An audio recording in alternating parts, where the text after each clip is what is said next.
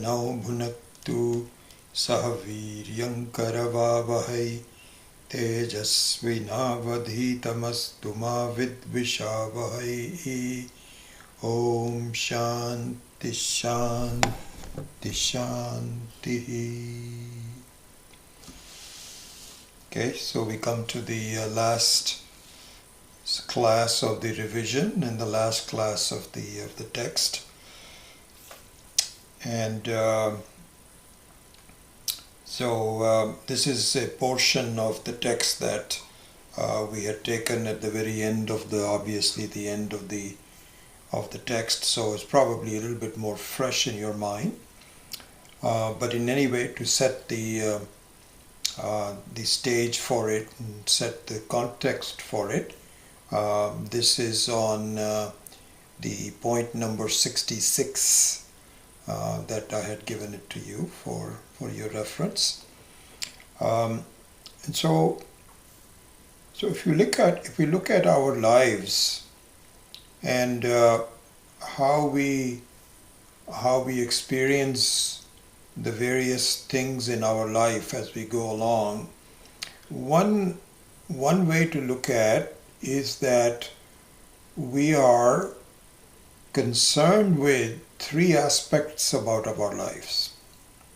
And the three aspects are ourselves meaning the way I take myself to be full of my body, my capabilities, etc., etc. It's me. So this is one aspect of it. Then I'm also experiencing the world with its unpredictability, with its variety, with its problems, with its blessings for me sometimes. Anyway, something to do with the external world which I experience. So this is the number two.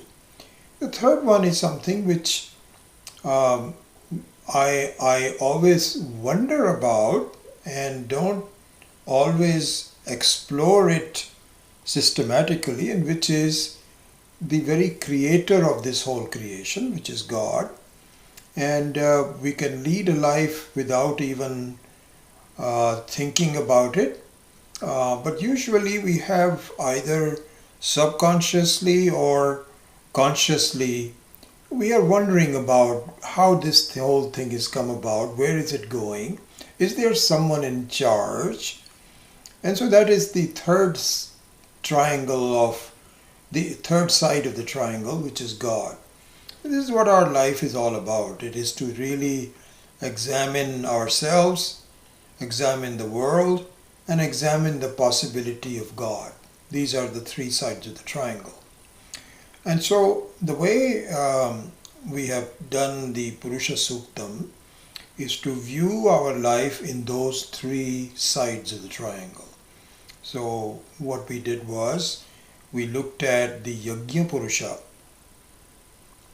which is myself.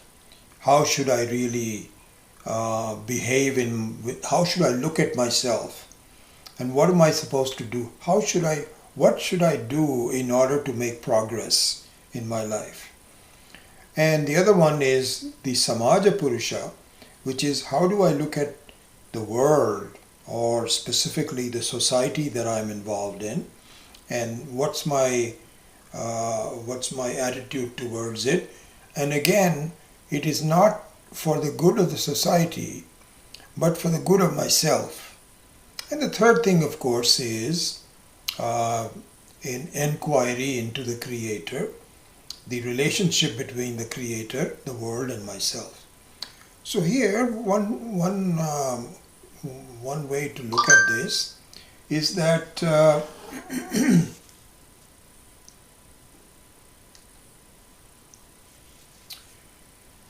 so there are in the spiritual pursuit, the Vedic pursuit, spiritual literature, spiritual wisdom, what is said is that you have one of two ways to view this triangle. One is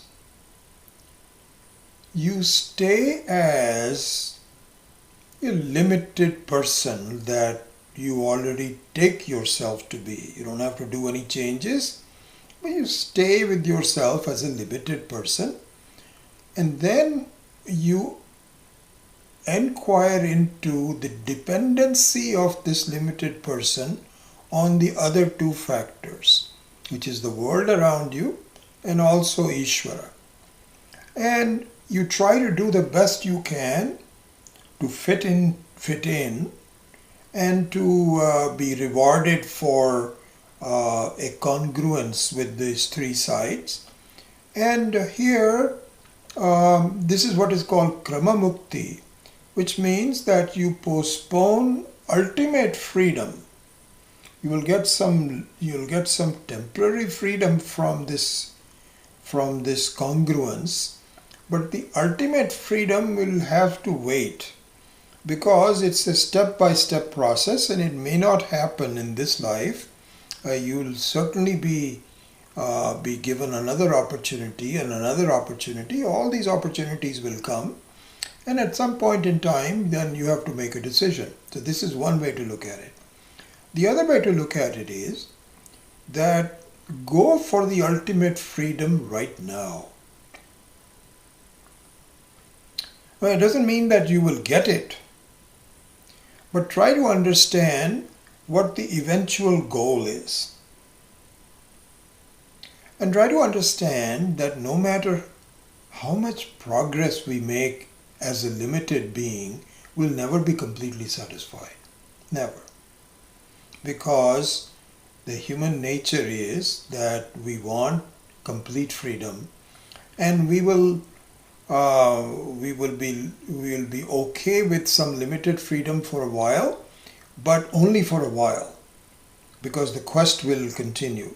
So in the other segment of the other way of looking at it is that you should really try to go for immediate freedom now. And for that, what we need to do is to understand the nature of the ultimate freedom. The nature of the ultimate freedom. Ultimate means infinite, means no dependence at all. So we should understand that this infinity cannot be reached. You cannot keep on adding things to reach infinity, which is exactly what we do. We do this. We actually keep on tackling the various challenges of our life so that I am in a state of equilibrium, and then I will not need anything more. And our spiritual literature says that's not going to happen. It is not going to happen. Perhaps it can happen for a split second, but immediately something will go awry, and you'll have to reposition yourself to come up with another. This is an endless process. Please understand that. You can never reach infinity.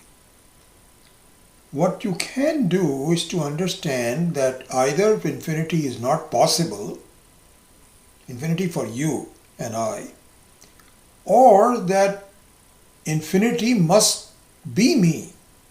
I cannot reach it, but I don't understand it. So therefore, I'm just revising the basic premise of Advaita Vedanta, that the Advaita means that you are already Advaita. You have no other, you are really what you are seeking. You have the ultimate freedom as your very Swarupa. You just don't get it yet. And so our attitude in that manner would be, this is what is called praptasya praptihi. Our attitude should be not to kick the football later, kick the can, but to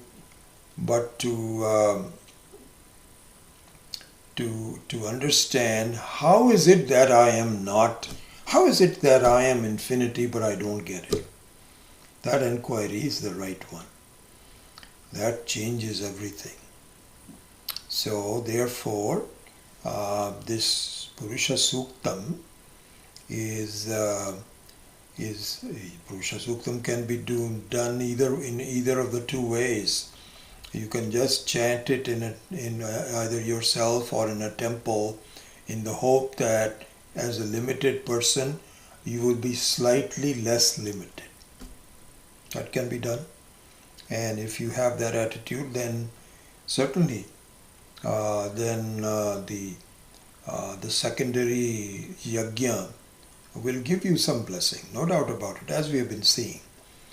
But if you were to really clearly understand that I may just be postponing my freedom, but it will never happen until I examine its authenticity. And in which case, my whole attitude is I'm willing to do something temporarily, as I well we all do.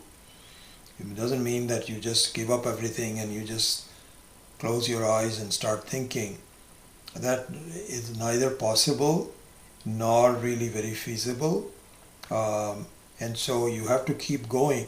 But while you're keeping going, you have another view in mind. When is it that I can improve myself to a point where I can understand that I am the very freedom that I'm seeking? So we've been seeing all of this. So in this treatment of Purusha Suktam that Swami Maheshananji has taken, it is the latter version of it, not the Krama Mukti but Sadhyo Mukti. Sadhyo Mukti means whenever Mukti occurs, whenever moksha occurs, it has to be now. Why not now? This is the attitude. And so there you say the reason it is not done is because you are not sacrificing yourself yet.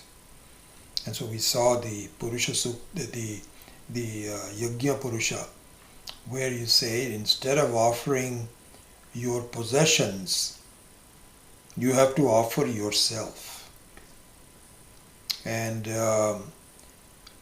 you should be brave enough and wise enough. These two aspects of one's personality are captured in the word dhiraha. So the word dhiraha is used very, very often, and it really behooves us to understand the true meaning of the word dhiraha. And so all of the acharyas say that it has twin gunas. The gunas are wisdom and courage. So in one way to look at it is the wisdom comes from viveka and courage comes from vairagya. You must be brave enough to give up the fascination for unnecessary things. This is what growing up is all about. We let the children play with toys for as long as they want, but there comes a point where we say, enough. Give up those toys. Let's go to school now. And the child says, oh, I don't want to give up the toys. I don't want to go. What is school? What is that going to do for me? I have so much fun. So the parents have to say, you'll have more fun later on. But at this point, you have to give up this silly fascination with toys. And so this requires courage. So the word dhira encompasses these two. Anyway, so that was the beginning of the 66. Let's see how much time I'm taking up. I want to finish this for sure. So let's go now to the section of the Purusha Suktam where this third side of the triangle is now taken up. Not the Yajna Purusha, not the Samaja Purusha, but the Devata, as we have started from last time also.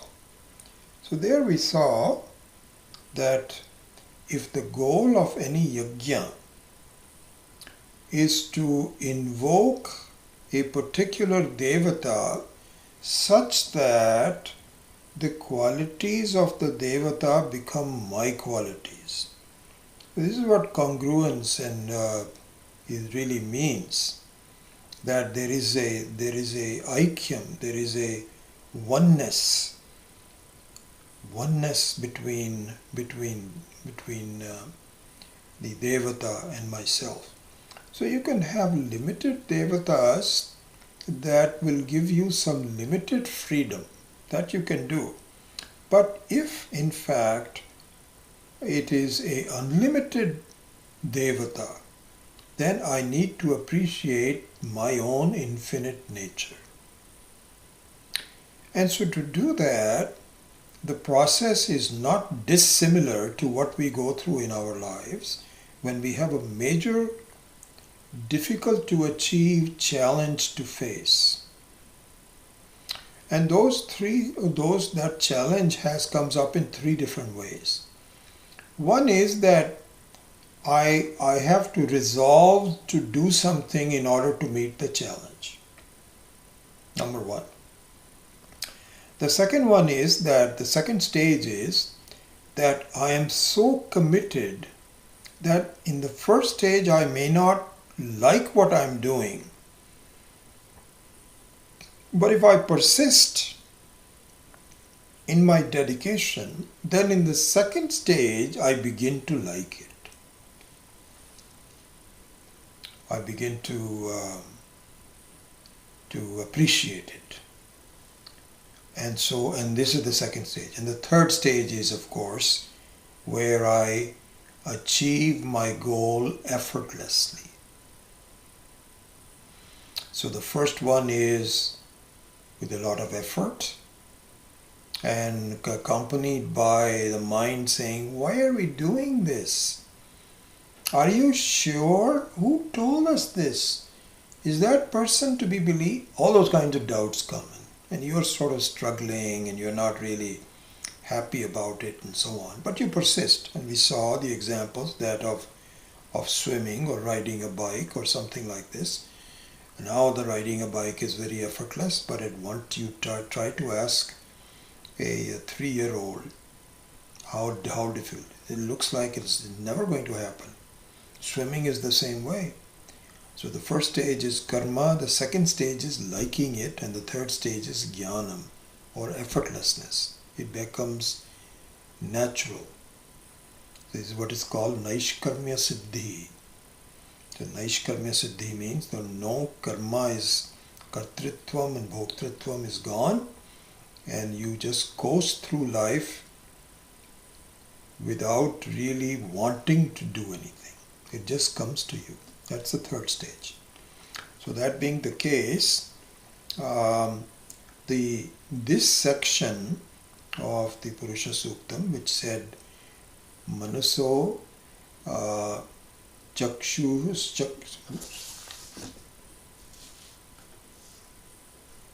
So Chandrama Manaso Jataha Chakshoh Suryo Ajayata. This mantra is all about the second stage, which is learning to like it and appreciating the Devata and doing upasana. Upasana means bhakti.